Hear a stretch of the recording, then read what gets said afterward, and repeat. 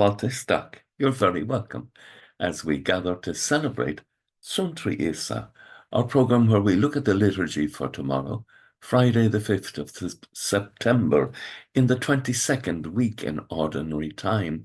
And the first reading is taken from the first chapter of the St. Paul's letter to the Colossians.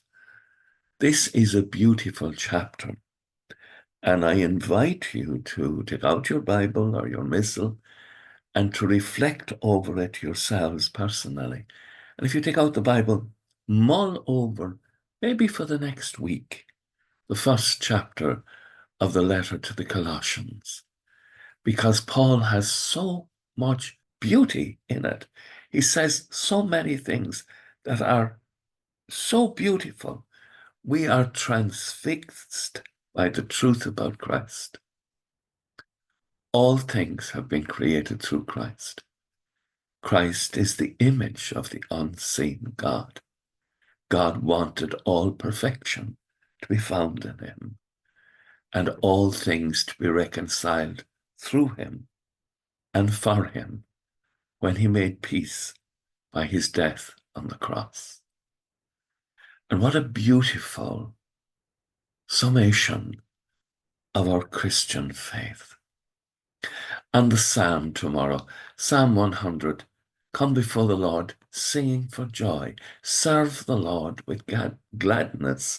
Come before him singing for joy. Come before the Lord. Know that he, the Lord, is God. He made us. We belong to him. We are his people, the sheep of his flock. The sense of joy in Psalm 100 at being part of the Lord. We are united to him, and he is our God.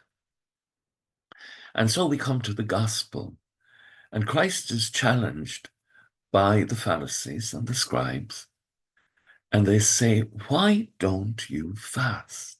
And Jesus points out to them that he's doing something that is new and different as new wine is from old wine. And new wine needs new skins, a new approach. And yet the people who are caught up in the old ways are saying, well, we don't need new wine. The old is good enough. That's Christ's criticism. There is a failure for them to recognize what God is doing in their time. And that failure will lead to a disaster for Israel, because the Sadducees and the scribes and the Pharisees are asked to lead Israel by God into acceptance of the Messiah. And they are instead being manipulated by Satan to reject him. We all need to be careful and not allow ourselves to be manipulated by evil into rejecting Christ and his church and Christ's truth, the new wine. With thoughts such as these, let us go to our beds and let us pray that we shall indeed awaken in the morning with the praise of God on our hearts and on our lips.